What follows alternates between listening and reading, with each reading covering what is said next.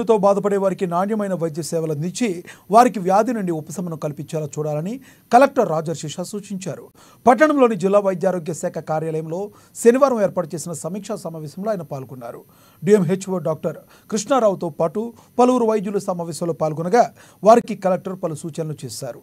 Private వైద్యులతో seasonal వ్యాధులు నివారణ clinic establishment act 2010పై సమీక్షా సమావేశాన్ని ఏర్పాటు చేయగా వివిధ అంశాలపై వైద్యులతో కలిసి సుదీర్ఘంగా చర్చించారు. ఈ మేరకు కలెక్టర్ రాజర్షిషా మాట్లాడుతూ సీజనల్ వ్యాధులు ప్రబలకుండా తీసుకోవాల్సిన జాగ్రత్తలపై విస్తృత అవగాహన కల్పించినట్లు తెలిపారు. వ్యాధులతో బాధపడే వారికి పూర్తి వైద్య పరీక్షలు జరిపి వ్యాధి నిర్ధారణ జరిగిన తర్వాతనే ఆసుపత్రిలో చేర్పించుకోవాలని సూచించారు.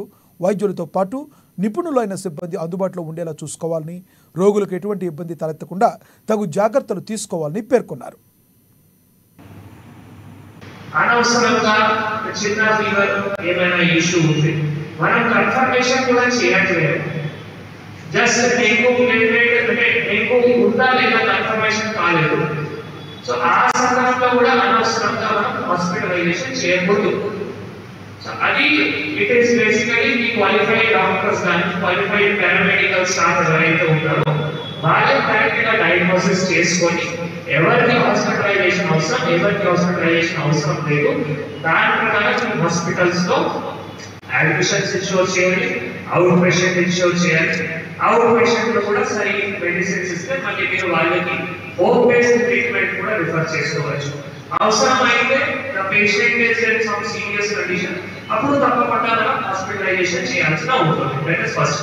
సెకండ్ థింగ్ వచ్చేసి qualified doctors, qualified paramedical staff, qualified lab technician everything should be there in your hospital.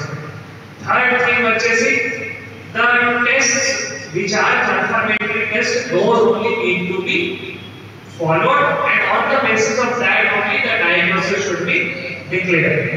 So in that మన రిమ్స్ లో ఈ ఎలిసా టెస్ట్ సో అది మనము అంటే మనకు నేషనల్ ఇన్స్టిట్యూట్ ఆఫ్ బయాలజీ నుంచి కూడా ఒకటి కిట్స్ వస్తాయి, తర్వాత మన స్టేట్ డిపార్ట్మెంట్ నుంచి కూడా కిట్స్ వస్తాయి. సో మన దగ్గర 2 రకాల కిట్స్ ఉన్నాయి.